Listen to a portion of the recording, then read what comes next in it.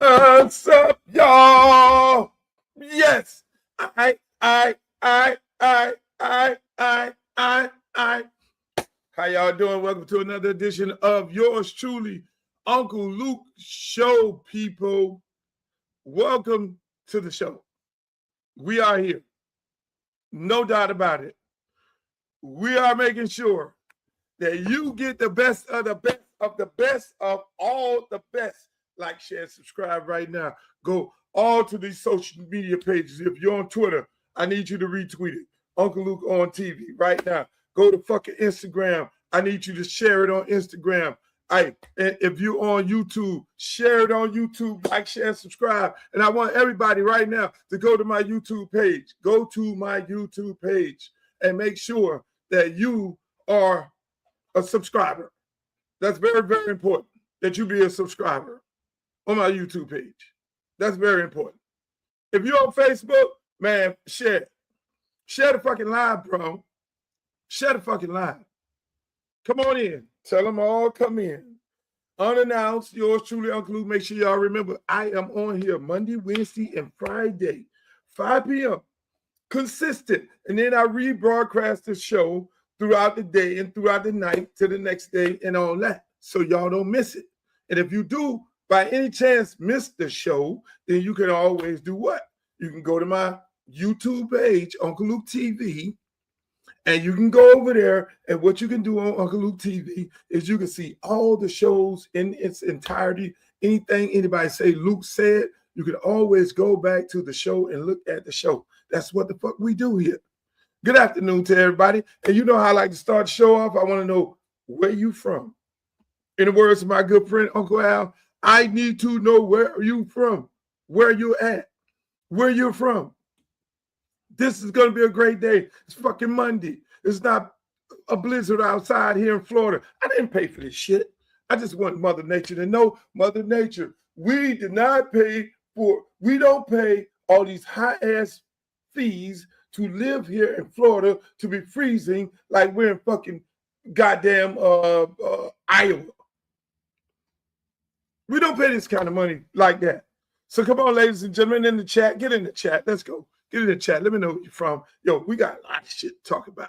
We got Donald Trump not allowing the fucking black governor in for the governor's dinner. We got Bad Bunny Super Bowl. My take on that, you know, I have a totally different perspective than everybody else in that sorry-ass Super Bowl game. You know, I'm going to keep it a buck. Everybody else trying to motherfucker be nice about it. I am going to keep it a buck because I said last week when Streeter was on here, I said Drake May don't look good.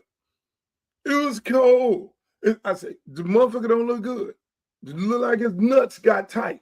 You know, football, we'll get in. Let me get in. Let me just continuously give you the rundown. They try to keep me on point. I only have 1 hour and some minutes on here. They try to keep me on point, and I try to stay my ass on point because that is very, very important. We got Bad Bunny. We got Super Bowl. We got the goddamn Florida A&M.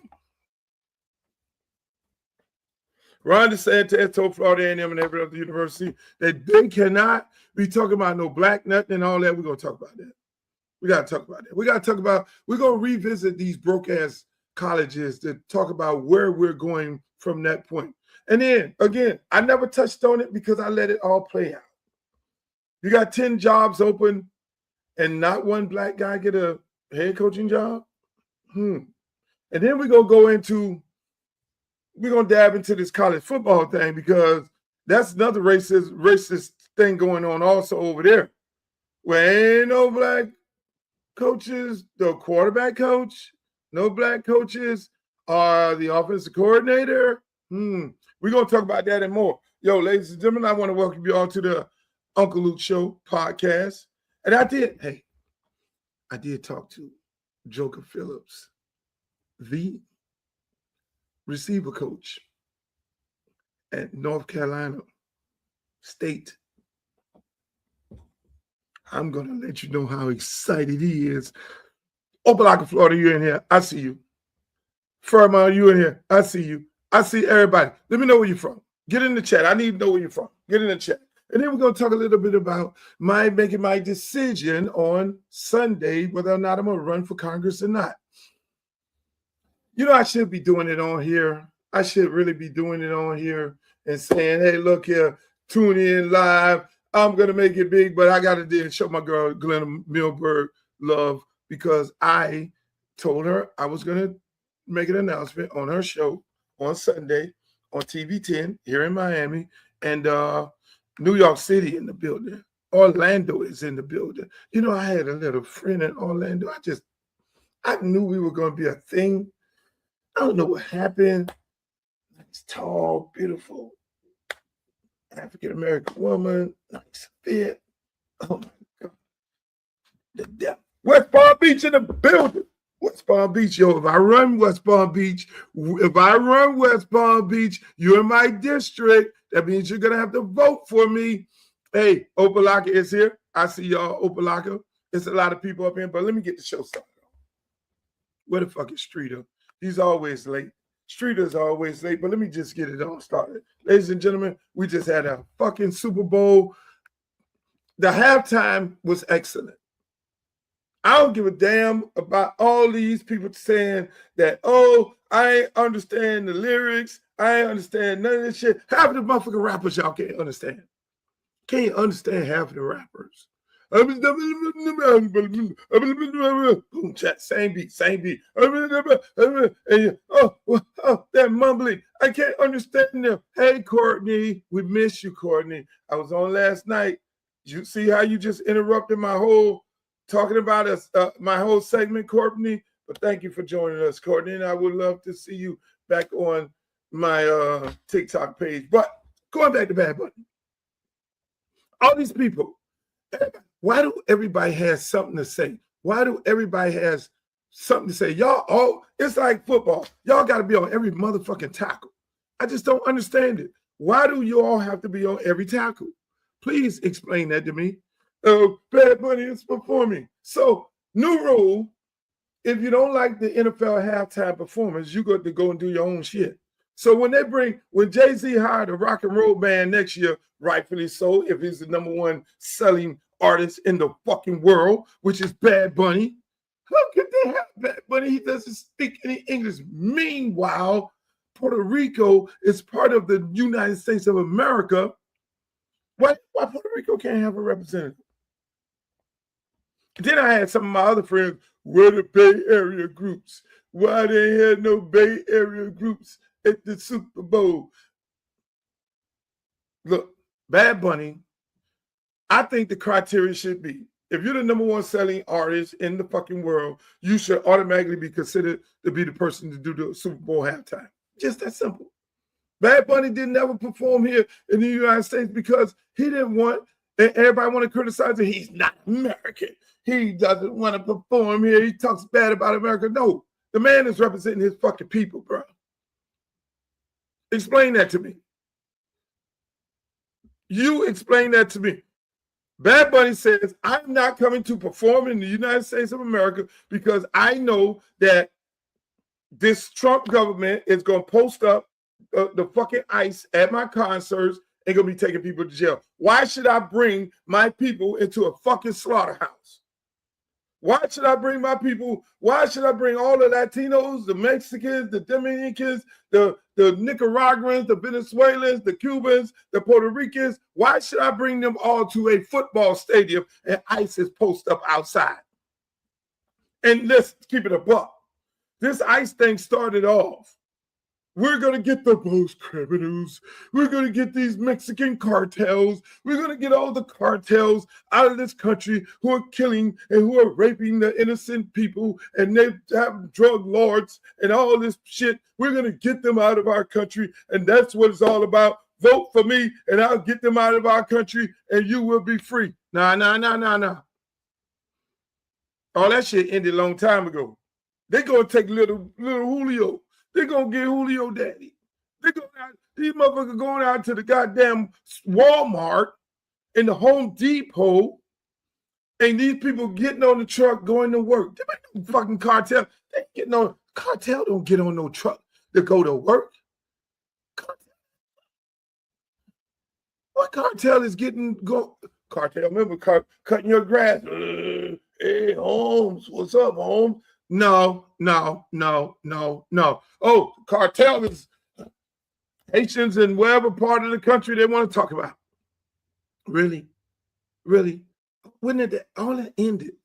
All that was a lie to get you to vote for these people. So Bad Bunny, you want to talk about he's un-American and you want to hate on Bad Bunny? These mega motherfuckers, you can make up anything. You can make up whatever fuck you want to make up. You just gonna make Orange Man right. Orange Man gonna be right regardless of what. Hey, look here, man. I wish we cape for each other like that. No matter what Luke says is right. Unfortunately, that is not the case. We don't like each other. Shit, we was main one on the damn thing talking about get rid of the black coach. Get rid of that black coach. Come on, man. Kamala Harris is not black enough. Oh my God. I told y'all, Grandma Kamala, I told y'all this motherfucker is gonna weaponize the DOJ. This motherfucker is gonna put all y'all in jail. This motherfucker gonna do this right here. He's gonna do he gonna make all the money he can make out of the white. See, y'all got me talking about politics a little too early.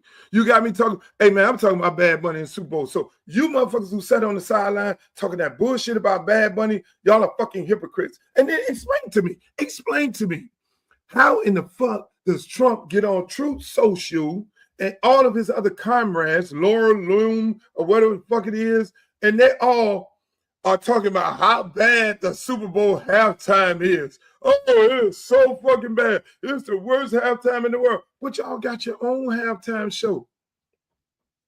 You got Kid Rock and all them performing over here.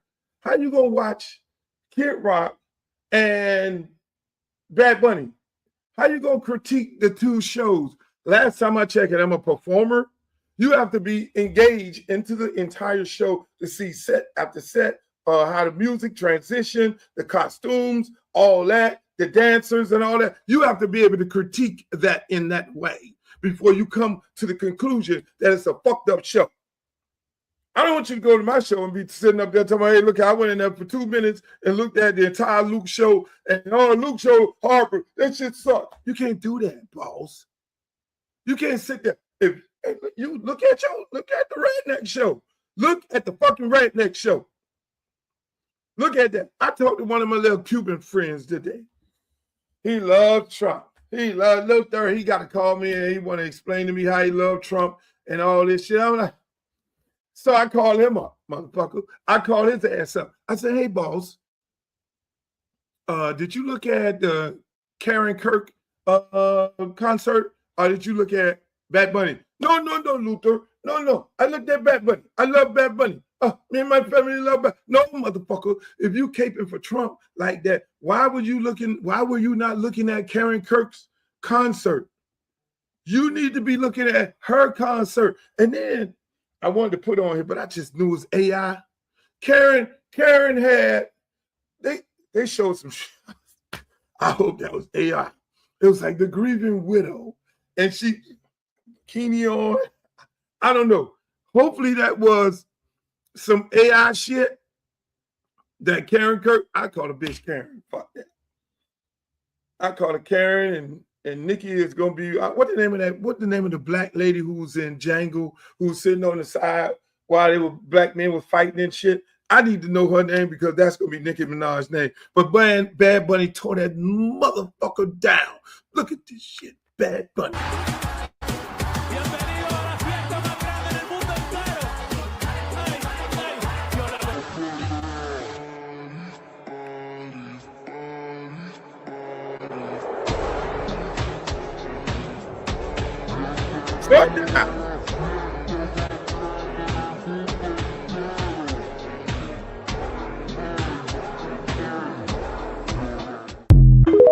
You fucking gotta love it. You're gonna tell me you don't like Bad Bunny? And the finance women shaking their ass? And you wanna look at Kid Rock? I like Kid Rock. But Kid Rock, he get a little beside himself every now and then. You know what I'm saying? It's no problem liking and loving Donald Trump. Hey, look, Donald Trump is our president, whether you like it or not.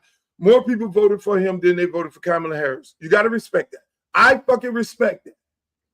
I caped, voted, told you dumb motherfuckers to vote for Kamala Harris. Y'all came up with every other reason in the world not to vote for her. Half of you motherfuckers sat on your ass. Half of y'all motherfuckers sat up there telling me, I ain't voting for her, and I ain't gonna vote for him. And I told y'all, well, a no vote for her is a vote for him, dummies. And you sit there and let that shit happen. So what happened? Now you got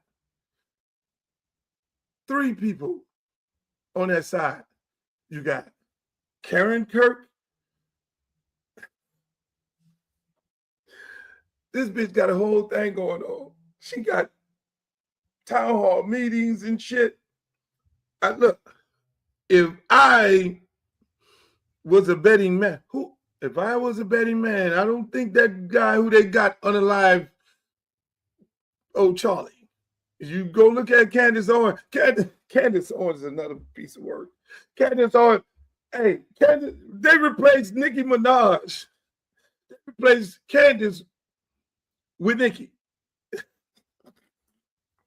Nicki thinks she the first person to jump over there on the Trump train. No, you're not. Nicki, you're not. It was Omarosa. It was other Kanye West girlfriend. It was her. It was a lot of other black girls playing that same role. You know, Trump got to have him a black girl over there. That's a whole nother story. I'm not even getting into that. But they did, man, that was some classic shit the way they did Nicki. They said, Nicki, you want to be over here with us? You want to get that Trump card where you're a legalized citizen? That gold card? This is what you got to do. Sell your soul to Turning Point. Go over there and sit down and talk to old Captain Kirk wife.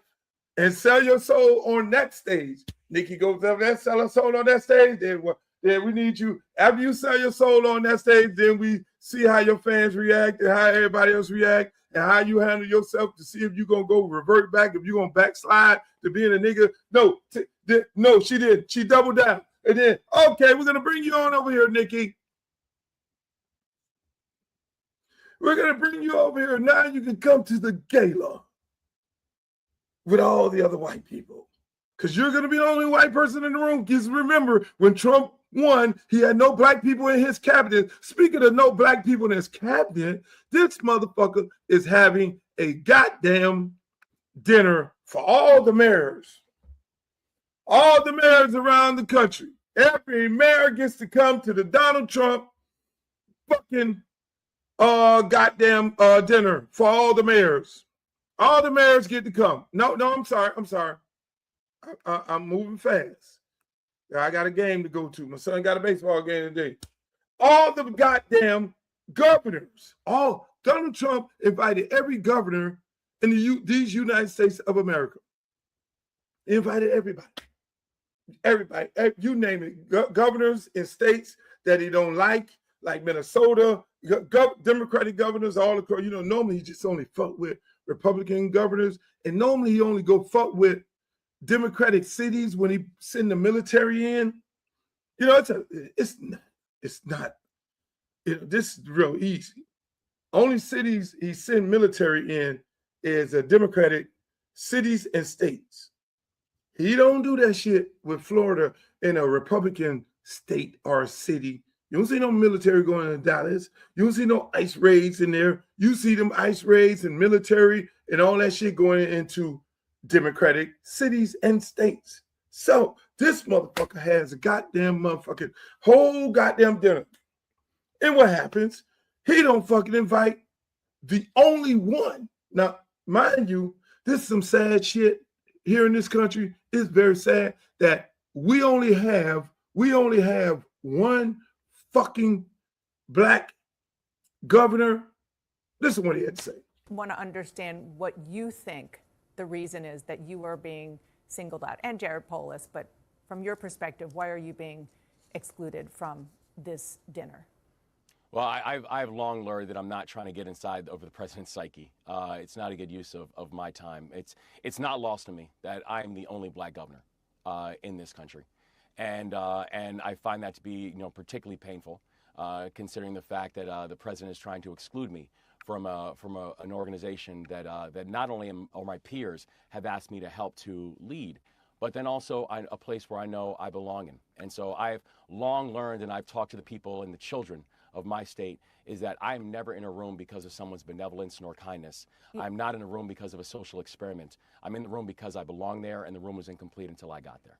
You're saying that he's excluding you because of the color of your skin? Well, I don't know. I can't speak to the president's intent. It's not lost to me, but I can't speak to the president's intent. See, let me just say this.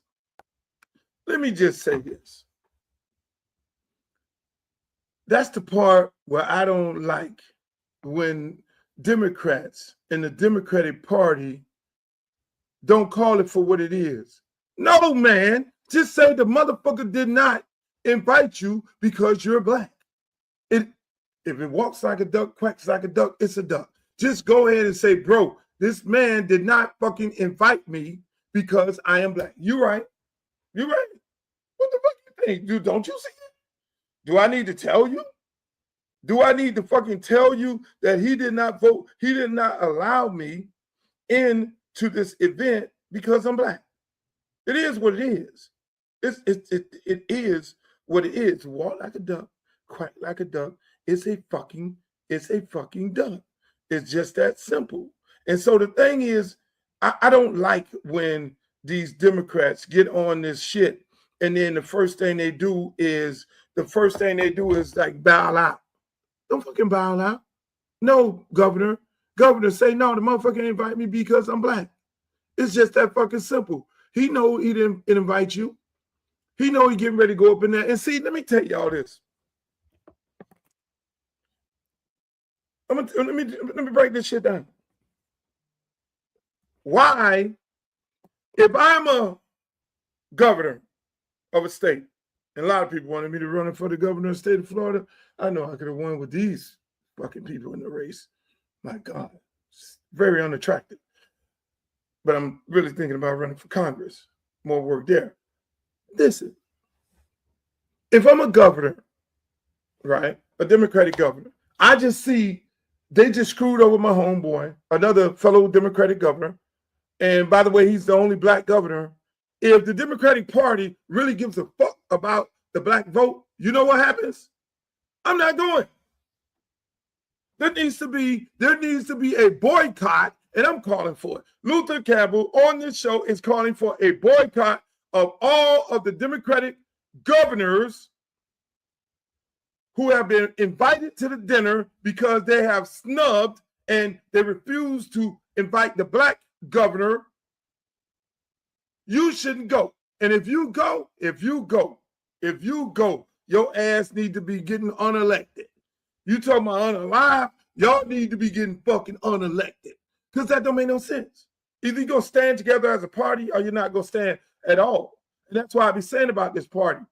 People think I just hold blue no matter who, cape or whatever. No, I get more work done with fucking Republicans and Democrats working together in my community because you have to do that. But at the end of the day, you're going to go to the dinner and they just fucked over the black guy? And you're a Democrat and you know you need black vote?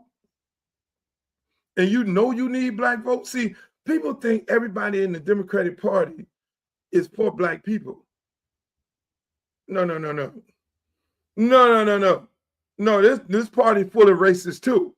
This party is full of people who want to keep their feet on the neck of black people too. This party is full of a lot of people that's in the Democratic Party that sits right there and, hey, we can control these niggas over here.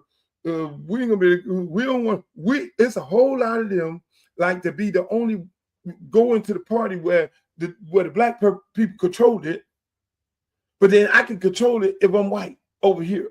I can take like I'm really down with them, but I can squeeze all the juices out of this motherfucking party and use these people, but I don't really fuck with them like that. See what I'm saying? This party full up with racist motherfuckers in it. Don't get it twisted. Don't think, no, it is, no, don't get it twisted.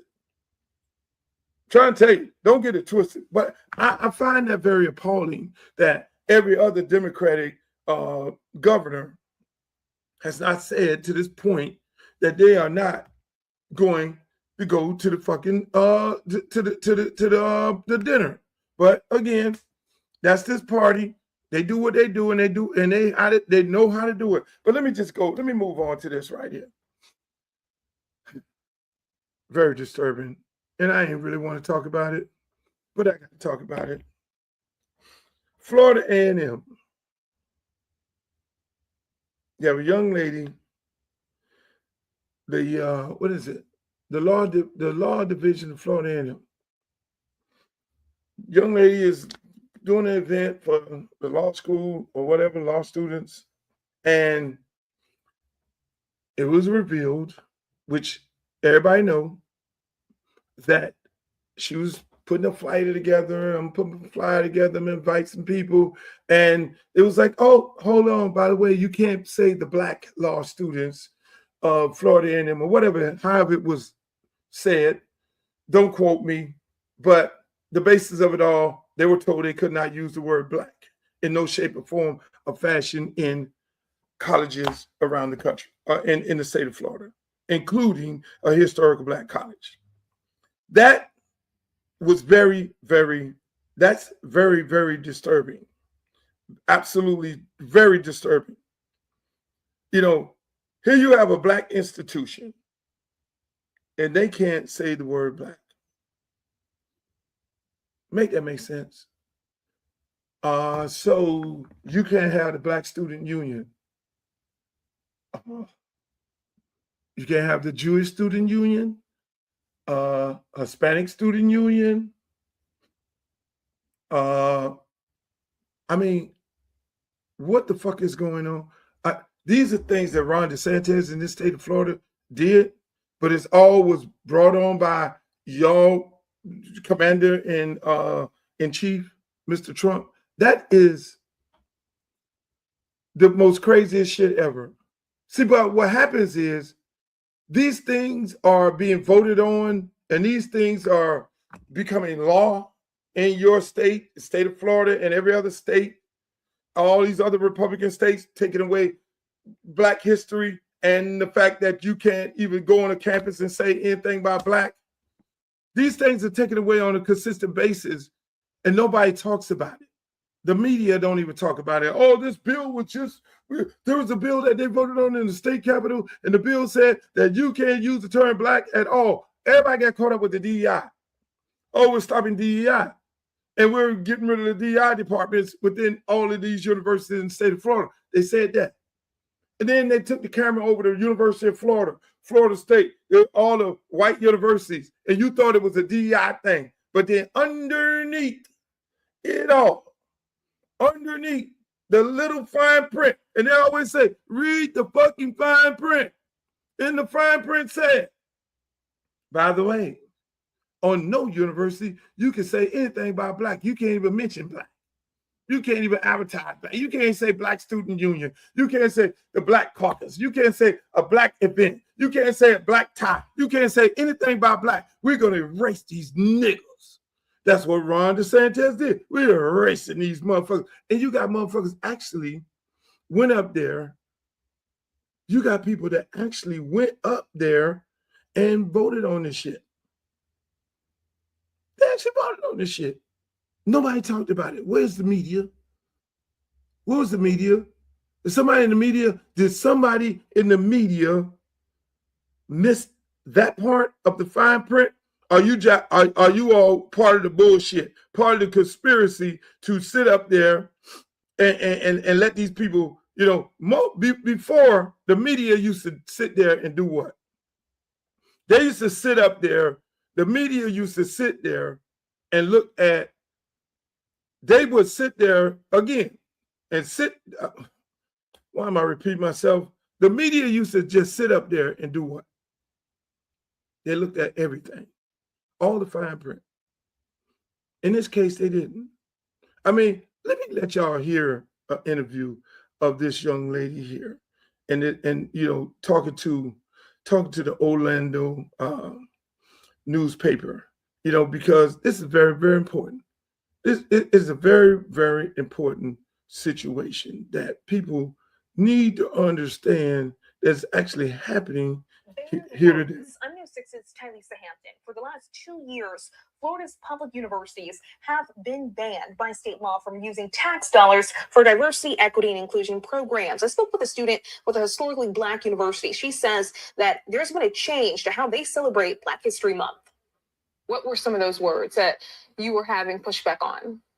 So it was Black was one of them, affirmative action I heard about, and then women as well. It's those words Aaliyah Stewart, in her final year at Florida A&M College of Law, says she was told couldn't be broadcast or published as she makes flyers for her organization, Black Law Student Association. We couldn't use the word Black in Black History Month. We need to abbreviate it. I took those concerns to the university. They replied with this statement.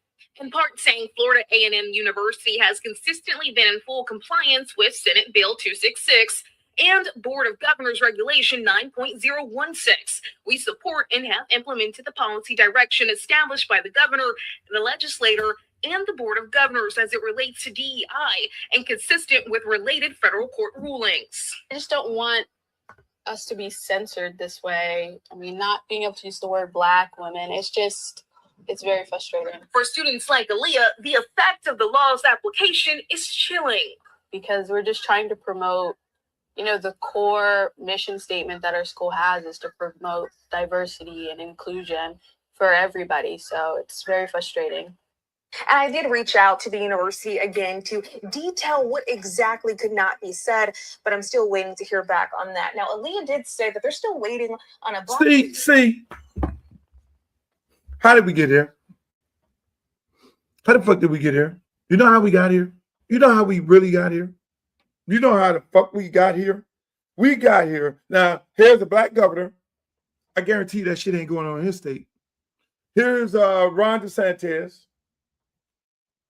one of Trump boys. You got him over there. So how did we get here? You did not fucking vote. You did not fucking vote. You didn't vote because this is what happens. This is what happens. This is what happens, people. There were some key things that were said in there. Senate bill, House and Senate bill.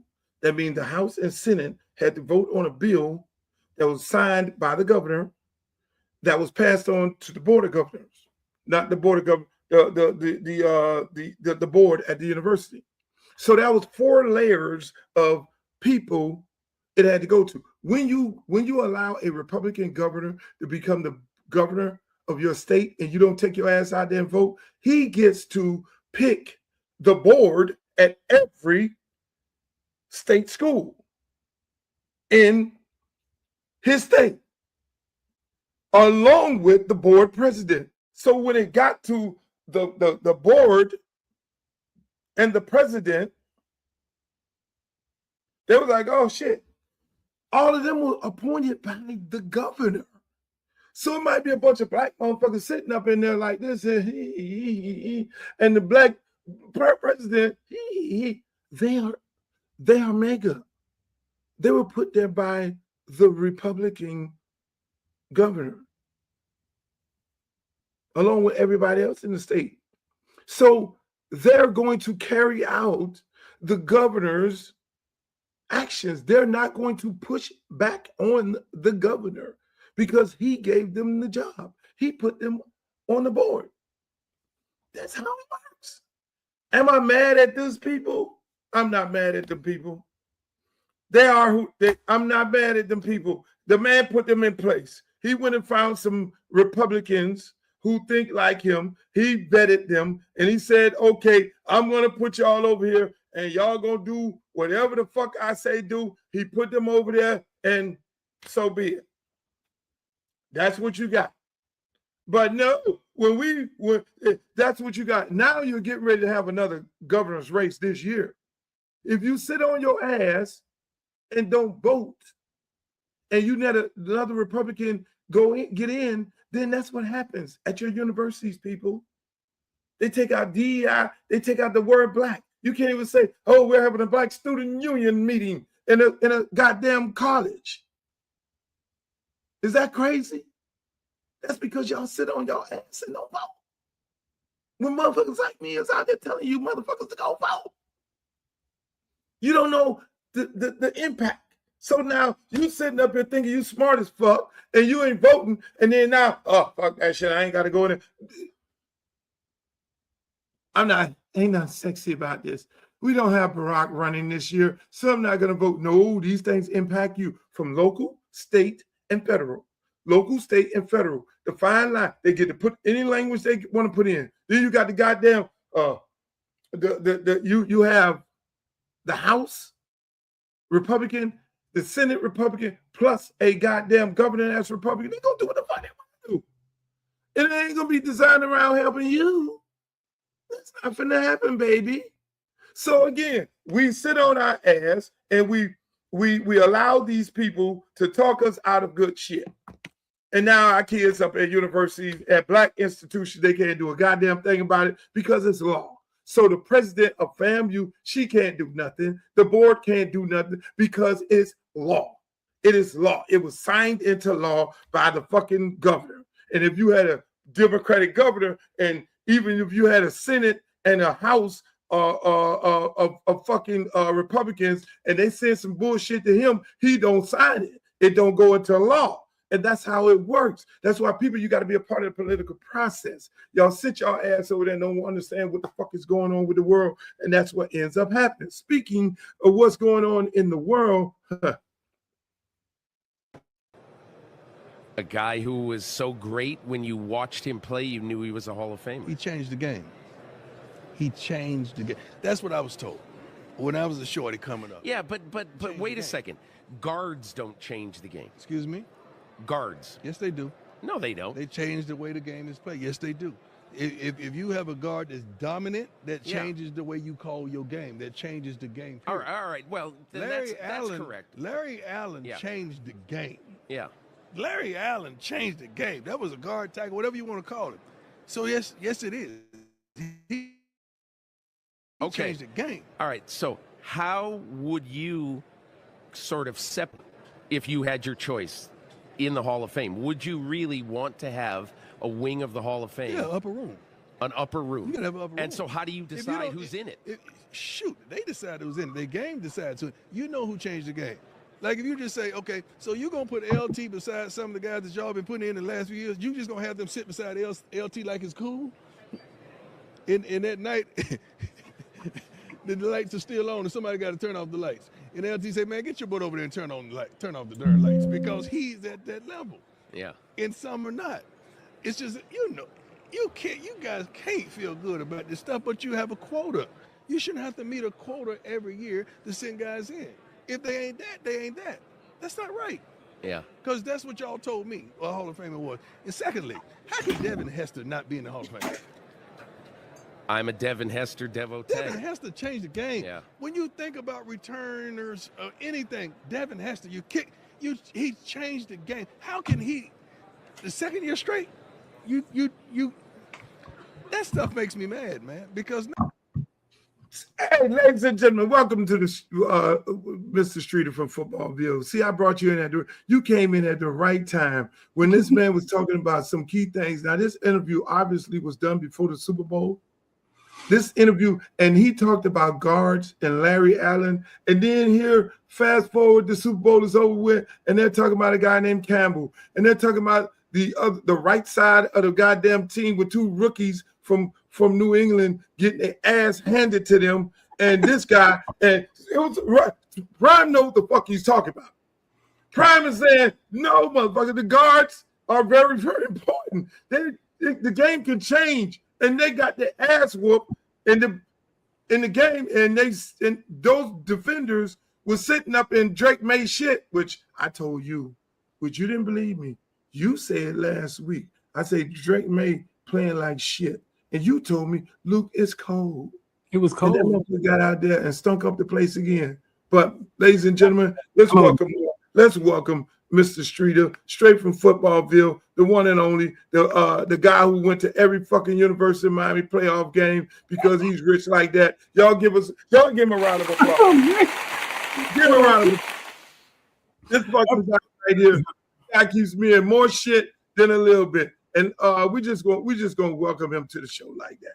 Hey, Street, how you feeling, man? I'm chilling, man. It's a Monday. You got your fall. You getting ready for baseball? You got the Florida Marlins hat on. Do you do credentials over there too? You go to the game?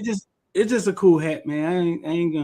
I never credential with the Marlins. We never had Baseballville, which I've been asked to start a billion times. Everyville, Hockeyville, Soccerville, Softballville. But you know what, Luke? What Prime is kind of talk about? That's a real issue. I wanna give you because I never played pro football. I created a media company, right? I'm the media, right? I never played pro football. I created a media company. I come from the inner city, and I come from the culture of football, right? A lot of the writers and stuff who pick these things, which I got an ACC vote this year, right? And I got to watch the ACC put half of Clemson's team on the preseason ACC team, and then by middle of the season was taking half of them off, right? But I'm gonna tell you a real thing when it comes to these voters and these guys. Like, look at it this way, right? Luke, you're a chef, you're a cook, right?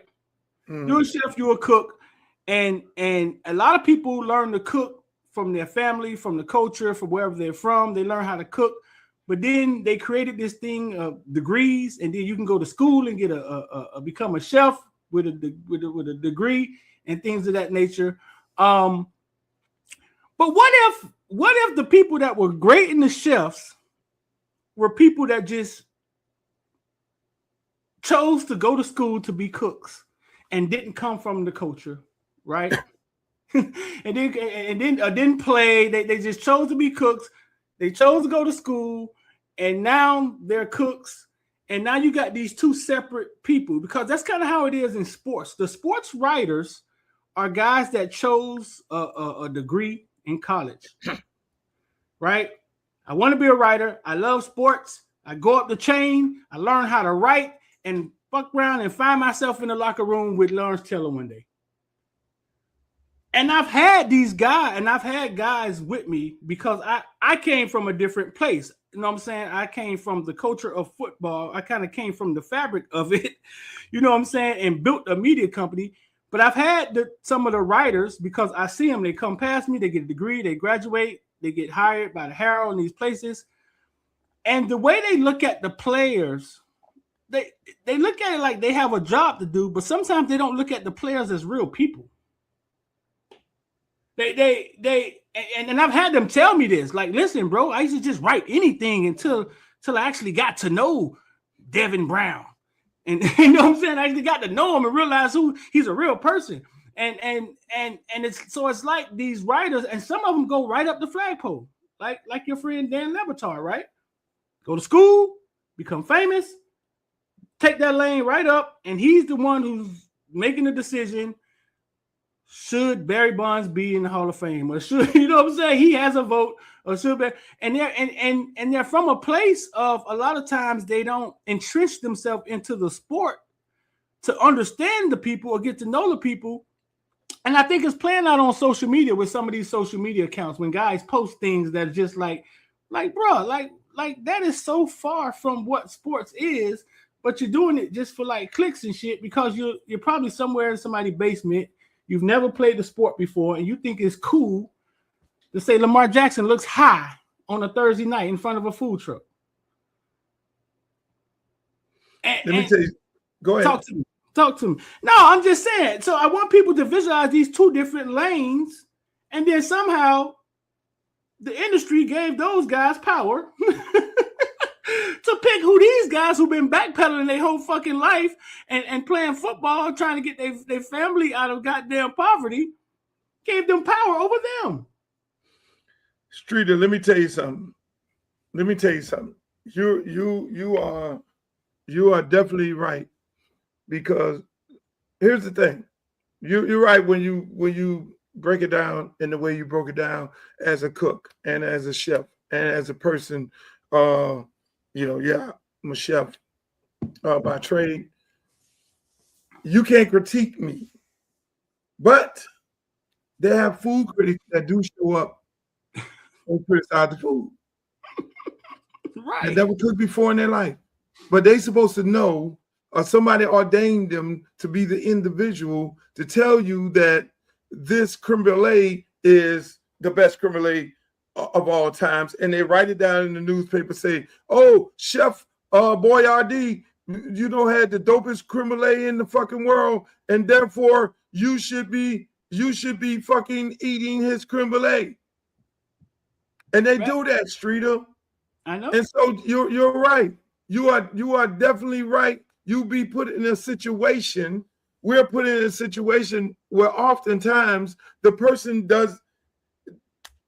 don't know the game that way. They don't know the game where, they don't know the preparations of that meal and what it took to prepare that meal. You only tasting the after it's all done. You don't know that he put a little bit of this, a little bit of that in there, baked it at this temperature here. You don't even know the fucking temperature.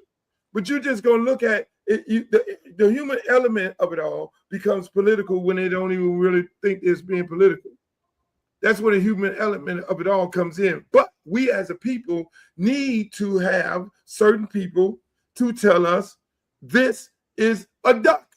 And it goes back to me and you talking early in the year. We live in a world, in a society that we need an individual that we can rely on to tell us that it's a duck. But when it comes to Luke, our Streeter telling you it's a fucking duck. Oh, hell no. Streeter and Luke. But then later on down the line, it is a fucking duck. And so that is what has a tendency of happening on a regular basis when it comes to this shit here. Look at this right here. Look at this. Jack, I'm not going to disclose that. When you come on the committee, you take an oath that you're not going to discuss any of the debates, anything that happened there. I'm not going to put any of my teammates under the bus, who they voted for, who I voted for. Here's the situation, okay? In this category, coaches, contributors, senior players, there are 5 finalists. You could vote. We voted as a team. Our group voted. Roger Craig got the most votes. I stand behind that as a teammate. That's how we voted. But here's the problem. We voted for 3 people. There are 2 other slots available. Bill Belichick definitely deserves to be in the Hall of Fame. Robert Kraft deserves to be in the Hall of Fame. L.C. Greenwood deserves to be in the Hall of Fame. Ken Anderson deserves to be in the Hall of Fame. And we've got 2 slots. But because of a change that the Hall of Fame made 2 years ago, none of those guys got in. And it wasn't because of us. People think that we voted against Bill Belichick. We did not. As a matter of fact, if the vote, same exact vote, had taken place, same totals 2 years ago, Bill Belichick would be in, so would another deserving Hall of Famer, and that's why I'm upset. That is not right. What I would say, Coach, is... What'd you think about that? How the hell Tony Dungy get... How Tony Dungy get confronted on national TV after all these effed up votes in the last 20 years? How is he getting confronted? Oh, what? Because the nicest guy in the world. The nicest guy in the world. I stopped it right there because I know you were going to say that. The fucking nicest guy in the world, Tony Dungy, he gets drugged. But this is what was said to him after he said that. Doesn't include Bill Belichick at the top is absolutely wrong. And a lot of those players that we mentioned, they're great players. I played with Drew Brees. I played with Adam Vinatieri. But there's nobody more deserving to be in that Hall of Fame than Coach Belichick. I've seen his greatness. I've seen him design defenses to stop your offense.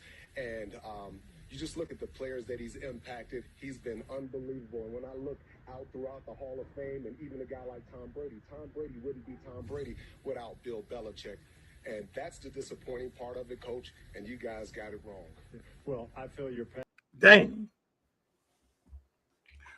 Oh, my God. We still in the field and in the house. What the fuck is going on? You can't possibly put Tom Brady in the Hall of Fame. Deion Sanders said it best. Hey, look here. If there's a house and you know it's an alpha in there and you just got in the house, I'm going to tell you to cut the lights off. Hey man, LT gonna tell any one of them motherfuckers.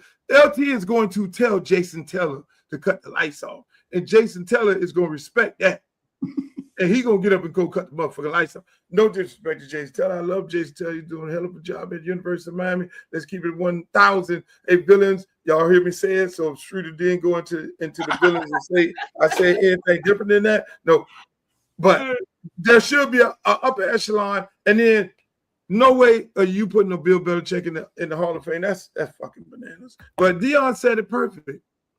You have to be a game changer. Devin Hester not being in the Hall of Fame. He didn't play, but so many. No, if you could put a kicker in the Hall of Fame, if you could put an executive in the Hall of Fame, if you could put there should be a slot for a specialist. This man changed the fucking game. I'm sorry, but did I hear him say there's no Tom Brady without a Bill Belichick? Did he say that? Yeah. Huh? Who drafted Tom Brady? Who took a chance on Tom Brady? Who saw the talent in Tom Brady? Who drafted this man in the 6th fucking round? Who? Okay, so he's saying he There's a whole bunch of people. There's a whole bunch of people miss him 7 rounds, and back then probably was 9 or 12 rounds. And they just kept on going. These rocket scientists, they got the same owners, and they recycled a whole bunch of these goddamn GMs and presidents. So a lot of these people who pass on Tom Brady are still in the league right now. And Bill Belichick said, no, I like that guy from Michigan. Then come on over here, young fella. I see a lot in you. Let me surround you with all these good people and these good coaches. See, y'all only give Mario Cristobal credit for anything. you don't get no other. Bill Belichick is a fucking GOAT. Now, when it's time to put Tom in, no, if you can't put Bill in, you can't put Tom in. You can't put none of the people. That man said it best. That man said, look at man, Bill designed defenses to stop motherfuckers. And he stopped your ass too, Tony Dungy, just so you fucking know. He designed he put a staff together, he built the culture. And that's what Mario said, we have to establish a culture. And we building a culture first. And then we get the bodies in here. The man didn't even draft motherfuckers in the 1st round because he wanted smart people to be in his system at his team. And it was what they called it. It was the Patriot culture and shit. You talk about culture. So you don't put him in the Hall of Fame? Fuck the Hall of Fame. And all the writers in there also. Moving right along. What do you think about this right here? Hey, Streeter, tell me, what do you think? Let me get this shit back off here. It was something that went on right here. I'm sorry, people. What do you think about this guy coming up into the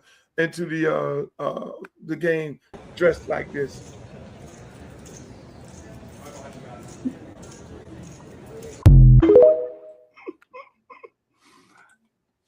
I think football. I think football is entertainment. And I think he's very entertaining. That's what I think. He's getting ready to go play a game. The man is came up in there with shackles and shit. He was the first one. Was that a statement? He was the first one to catch a touchdown for the New England Patriots. Really? I'm gonna one up you. He was the first one to catch a touchdown for the New England Patriots. He's been doing that all year long. Whoa. Yeah, he has. He's been doing that all year long. He's been coming to the game in shackles all year long. Different costumes he's been coming to the game in, not just shackles. Different costumes. But guess what? Guess who spent some time with him? Guess who spent some time with him this spring? Who? Me and Sly was with Mac Hollins. That's him right there, Mac Hollins. Sly worked out Mac Hollins this spring. He came out there with his daughter and was getting it in Davie. You know what I'm saying? They go Sly from Premier Athletes. And you see, I posted last night, only Patriot that came to play tonight was Mac Hollins. That's when they only had 6 points. Shout out to Sly. What type of Sly? Best receiver coach in the world. Hey, the guy who makes Kevin Beard looks good because he coaches up. I guess. Shout out to Sly. It was him, Elijah Moore. You know what I'm saying? And the backup. It was the backup. I think the backup Patriot quarterback was out there. And the last thing I would have thought, because it was weird watching him work out. Right, Luke? He's a wide receiver, or he looks like a tight end. He runs like a tight end. He doesn't seem fast, but he's big and strong, right? But he balled out in the last playoff game. I mean, as much as you could in that cold. He came in this one like this. He got Vebrew's jersey. That's his coach's high school jersey in his hand. And I think he gets it when it comes to entertainment. Football is entertainment. We forget that, right? Nike made us think that it was a culture or a way of life, like motherfuckers were really born in Footballville. But it's entertainment, right? Right? And I think he gets it. I think Mac Hollins gets it. He's going to be the one to have the long career, then the long second career, sitting behind somebody's desk. And I think he understands it. No different than Chad Johnson understood it. He caught a touchdown last night. In the middle of an ass whooping, he caught a touchdown, Luke. Hey, Mac, shouts out to Mac. Shouts out to Mac. The Mac is back. Mac came up in there with his motherfucking outfit on. People, listen, man. This is fucking amazing. Tell me what you think about this. And this is about more than Bill Belichick because. Oh no, I'm sorry. I got the wrong. We didn't talk about that no more. We don't want to talk about that anymore. I got the wrong clip. So Streeter, I talked to a good friend of mine over the weekend. And I'm sorry I had to hop off here real quick because I got to go to a little man baseball game. I talked to Joker Phillips. Joker Phillips was so fucking excited. Joker Phillips, who's the receiver coach at North Carolina State, he came up to me at the fucking Hard Rock. It was a party. Shouts out to my man Ron. Ron dudes a super dope, a grown folks adult party at the Hard Rock once a month. Ron over there at Range Road. Man, the party is beautiful women, professional, everything. Y'all go over there first of the month. Look, find Ron, but Joker Phillips was there because he was down to go to support his teammate Mark Higgs, who does a big Super Bowl party at Gulfstream every year. And so they were at the top of the Hard Rock. And Joker comes to me and I'm like, I don't remember Joker face. Man, Luke, what's up, man? I love you, brother. Take a picture with my wife and my girl and my sister and da-da-da and all that. And man, Luke, man, I love you. I'm like, now, mind you, these coaches, you never know where the fuck they're at. I'm thinking Joker is retired. Joker like, man, what the fuck? What the fuck? I'm like, huh? Man, y'all see it. Man, what the hell y'all see? That's this guy. This guy is the first round pick. Now, I'm like, who you talking about, Joker? Now, mind you, he probably thought that I knew that he was at North Carolina State, you know, and everything. He said first round pick. He said first round pick. He said, y'all sent me a first round pick. That's what Joker Phillips said. Joker Phillips, just so you all know. Who are you talking about? Please don't say who I think he. Who are you talking about? Please don't say. Okay. Let me do this. Don't say who are you talking about? Joker Phillips, former head coach in Kentucky. Joker Phillips, who coached at Cincinnati, everywhere, Minnesota, wide receiver, a college football artifact. Been everywhere. He been everywhere. Joker Phillips been every fucking where. Joker Phillips was the head coach at the Wildcats. Joker Phillips is one of the all-time great wide receivers. Joker Phillips, listen, was at Ohio State. Listen, Streeter, you don't understand. This man coached how many fucking receivers at Ohio State? Are you serious? And that went first round. He said, "Who's the first rounder?" He got two Miami receivers. Now he said, "Who's the first rounder?" JoJo Trader. He's like, "How the fuck you talk? Get out of here, man! Get out, man! What are you talking about, man?" This man just said we sent him a first rounder. That's what he said. He worked him out one time. Joker Phillips is the creme de la creme. You talking about upper echelon, different room? Well, he'll tell Beard to cut the lights on and he have to cut the lights. Joker Phillips is here. And if he says you're a first rounder, you're a first rounder. If he says that, what the dude do on Instagram? What he do? What he doing? Calm straight up. Calm the fuck down. Man, what? He said, what y'all got going on down there? He said, man, I worked this kid out. This kid is spectacular. Man, I don't got no. Just like his route running to precision. Football field COVID, man. So I ain't got nothing else to say, man. I got a football field COVID, man. So. Look, we already knew this. Look, we already knew this. What else he said about it? What else he said about it? He said, man, I absolutely love this kid. This kid gonna probably break every record in the ACC. He's gonna be first. This is a first round pick. He said, he said, oh, the man grabbed me and was holding my hand like this. I'm like, Joker, you all right? You had a few cocktails. He was like, Luke, explain to me what the fuck is going on down there. I'm like,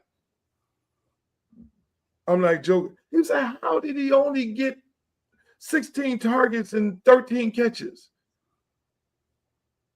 Everybody else. I said, maybe I need to call Streeter. You told him our receivers were better. What did he ask you? You think I'm gonna lie? I don't know. Did he ask you anything about it? No, he asked me, he was like, what the fuck y'all got down there that y'all couldn't use this guy? This is a first round draft pick that I'm looking at. He's like, man, how did this shit ended up in my lap? This fucking guy getting ready to make Joker Phillips another head coach. Shouts out to JoJo Trader, Slide the Family Stone. Oh my God. Hey, when you're a coach, you talk about cooking and baking. When you know you got a hell of a fucking cook and a baker and a line, you just sit back like this and like, this is a finished product. Shit, just turn this motherfucker loose. And you know the quarterback is going to get him the ball. You know it's homeboy. It's no different. Hey, listen, Streeter, and I don't want to break your heart again twice today. You know, you don't think CJ is going to throw him the ball? Of course, him and Chen, yeah, it's going to look like pitch and catch. It's going to look like pitch and catch like back at the Ravens. Of course he's going to throw him the ball. He's been throwing them the ball since they were 9 years old, 8 years old. Okay, don't you think that's going to be the same thing at University of Miami with this quarterback who brought his receiver with him? Nope. Them niggas met last year. Set your ass up. CJ JoJo since he was 8. No. That man brought his receiver. Them niggas met last year. CJ knew it is not the same thing. And he did 1,000 yards. I smell we want the ball brewing. I smell why I'm not getting the ball. The problem. I smell the problem. For all the Kane fans watching, here's the problem. It's not the fact that we lost a JoJo. You know what I'm saying? It's the fact that I think in the national championship we needed a JoJo. I think what we did was let them beat us up in a phone booth, and we never stretched the field. We never got those slow motherfuckers to running, and we let them beat us up in the phone booth. What slow motherfuckers? Indiana. Okay. You saw when Mark Fletcher broke. Them motherfuckers was huffing and puffing. Talking about he was 21 miles per hour. They couldn't catch Mark Fletcher. Are you criticizing the offensive coordinator? Who am I criticizing? I think it starts at the top. It starts at the top. But what I'm saying is it's the fact that we let them beat us up in the phone booth on the offensive side in the phone booth, and we never stretched the field to give ourselves any space because we didn't really have the guys to do that, right? Marion was awesome against Ole Miss. He was 1 for 6 in the national championship. Malachi went crazy, but all 11 eyes are on Malachi. So when Malachi catches the ball, it's everybody to the ball when 10 gets the ball. How did the defensive coaches say it? Everybody, when Tien touched the ball, warming to the ball. when Tien touched the ball, everybody to the ball. We needed one more guy to give that more space. Maybe Malachi goes for 200 yards. Maybe we have a little more offense. Maybe we win. That's the problem with this. That's the problem with not using the JoJo or losing the JoJo. It's not the fact that, okay, we lost him. The transfer here. Streeter, you have 2 1,000-yard receivers. And I just want everybody to know. I just want everybody to know in the chat, especially the villains. It wasn't me who was criticizing offense. That's the problem with this. Hold on. So I'm gonna do this. Since I'm not coaching this year, and I probably would be running for office, I can go to these games. I'm gonna look at the schedule, and I could go catch an East Carolina game and a North Carolina game, North Carolina State game. Ooh, that'd be so sexy. Just get in the car, probably with 2 of my little girlfriends, and ride over here and see that game, and ride over there and see that game, and be doing like this in the stands, and call the Streeter while he over there trying to console mamas as to why their son not getting the ball. Ooh, listen, them receivers gonna eat, though. Did you hear Mario interview this morning on Joe Rogan's show? I heard it. I thought it was a nice little interview. You think you can get Mario on this show? Can you put a call into Dennis Smith and tell him we want to talk to him? Mario? Yeah. Yeah. Yeah, get him on here. We get Mario on this show. Tell Mario, come on. We would love to talk to him. You gonna ask him hard questions? Of course. Because I know how you get around people taller than you. You start bitching up. Where you at? I'm taller than Mario. Okay, well, you ask my question. You've never heard me lost for words. No, man, listen. Mario went to national championship, a homegrown dude. I'm happy. I would love Mario did some historic shit because I would love to have him on the show, bro. I would love to have him on the show. Mario did some great shit. Tell Mario we need to have him on the show. I don't want to have no Lane on here. I talk to Lane. I get Lane on the show. I get Prime on the show. Before we start doing all these other head coaches, we're extending the invitation to Mario first. Because I don't want no Lane in this. No. Mario, we want him on the show. Let's get him. Let's get Mario on the show.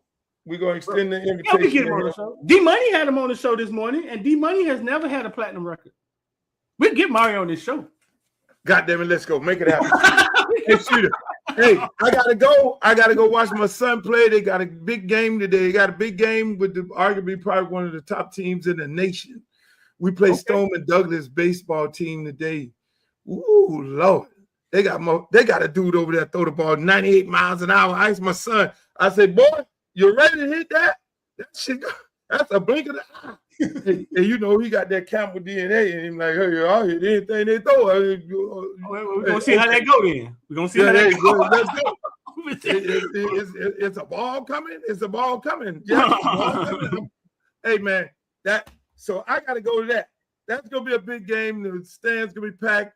I mean, them people win state championship, Stoneman Douglas, you know, son over there. I ain't going to tell y'all what school he played for because I don't want y'all out there fucking with me talking about no football because I need my peace away from you all. And we'll be back on Wednesday. We might just do an impromptu conversation with Streeter on here. But thank you guys for joining the show. Thank you, Streeter, for showing up. I'm sorry I sent you the wrong link. You know, I always do some dumb shit like that. But ladies and gentlemen, y'all give it up for my man, Footballville Streeter. Streeter is on all of his platforms. Tell them where they can find you at. Football. Right now is K Streets. K-A-Y Street on Facebook. Go follow us. Footballville got 1 million followers. K Street got 98. Come on, man. Let's get us to 200 followers. Man, let's get K Street up, man. Let's get K Street up. God damn it, man. Let's go. Hey, thank you guys for joining us, and we appreciate you. I love you all. I got to go. I'm actually running late. I got to go, but make sure y'all like, share, subscribe to the show. We're going to be sending out a lot of clips. Hey, Monday, Wednesday, Friday, 5 p.m. We're live all the time right here on the edition of the Uncle Luke Show podcast. Hopefully you enjoyed the show. Like Walter Cronkite always say, may the good news be yours. Peace. Make the booty go, make the booty go, make the booty go, make the booty go, make the booty go, make the booty go, pop, pop, make the booty go, pop, pop. I need some bad girls. I'm gonna let y'all hear my new song. I need some bad girls. Come on, baby. Come on, right here. You and you. Come on with that, your fine ass. Sit on the dick and ride on it.